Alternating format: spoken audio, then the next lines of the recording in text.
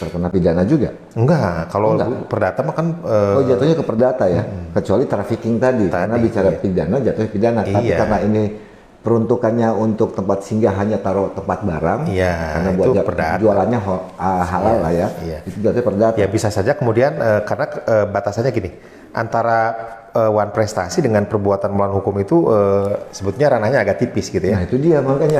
Apakah di situ kemudian masuk kategori wan prestasi karena di dalam perjanjian disebutkan hanya buat untuk singgah, itu, tapi ternyata buat naruh yang lain, buat jadiin gudang, itu tipis banget. Makanya kan apa bedanya? Makanya saya bilang tadi ada irisan-irisan.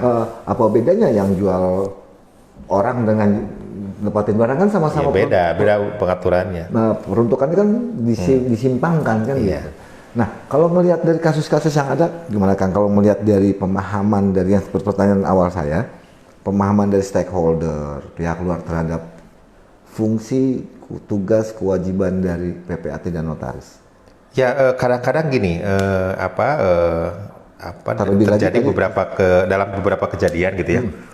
Notaris itu kemudian dilaporkan pidana gitu ya, misalkan gitu ya. Padahal sebetulnya bukan ranah pidana. Itu ranah administrasi misalkan atau gitu kode etik ya, atau ranahnya adalah perdata misalkan gitu ya. Nah itu kadang-kadang pemahaman dalam tanda petik ya sebagian kalangan itu dikacaukan dengan apa yang kemudian diatur dalam peraturan perundangan yang lain, dengan padahal dalam konteks notaris misalkan kita punya UJN.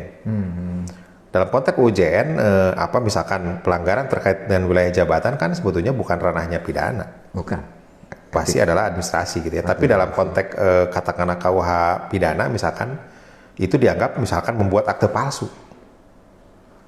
Karena dia hanya melihat dari kepala akte gitu ya, hadir di hadapan saya. Di mana? Atau melihat di akhir akte.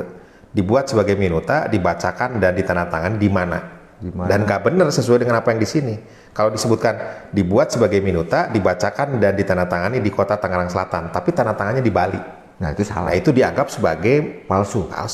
Padahal bukan. Ya karena disebutkan dalam UJN misalkan pelanggaran terkait dengan pasal X. Ya pasal 38 misalkan, maka aktenya menjadi di bawah tangan dan kemudian kalau di bawah tangan tentu kemudian berkaitan dengan produk aktenya itu di bawah tangan itu tidak mempunyai kekuatan pembuktian yang sempurna lagi gitu ya.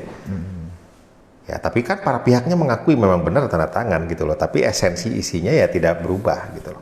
Walaupun tanda tangannya di luar wilayah. Walaupun ya kembali lagi bahwa orang misalkan ya beberapa saat yang lalu saya juga menyatakan ini palsu akte yang dibuat. Iya, padahal ya tidak bisa dong, karena regulasinya undang-undang mengatakan begitu. KTP benar. Nah itu yang terutama sebetulnya adalah itu mah formal banget ya. Tapi yang terpenting lagi adalah para pihaknya menyatakan bahwa memang mereka tanda tangan. Berhadapan, tanda tangan. Iya. Sepakat. Ini tidak kemudian mempermasalahkan isinya. Berarti sebenarnya tidak terlibat dong seharusnya. Nah itu yang saya bilang bahwa jadi ada katakanlah kita sebut sebagai pemahaman yang berbeda gitu ya. Tentu yang saya khawatirkan itu adalah bahwa jangan sampai kemudian itu dipergunakan sebagai celah untuk kemudian buat notaris, buat PPAT agar kemudian memenuhi target saja gitu loh. Memenuhi target karena permintaan atasan. Misal itu kan kekhawatirannya ke arah sana gitu ya. Target kasus bulannya 30 ya. Iya, nah itu kan nggak baik gitu ya dalam konteks penegakan hukum. Padahal walaupun ujung-ujungnya bebas, tapi kan capek juga prosesnya. Ya kasihan dalam konteks umum gitu ya, dalam konteks penegakan hukum di Indonesia jadi tidak baik gitu. Nah, kalau melihat ada beberapa kasus sampai notaris PPAT-nya ditahan, padahal itu sudah sesuai dengan yang Kang Udin jelaskan, itu bagaimana Kang?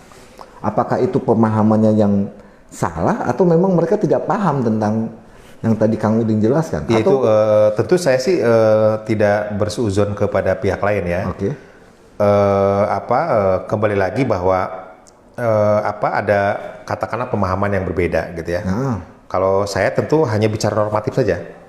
Manakala UJN mengatakan bahwa kalau di luar wilayah jabatan itu adalah ada sanksinya, sanksinya itu adalah misalkan pemberhentian dan seterusnya, maka itulah yang kemudian masuk ke ranahnya administrasi.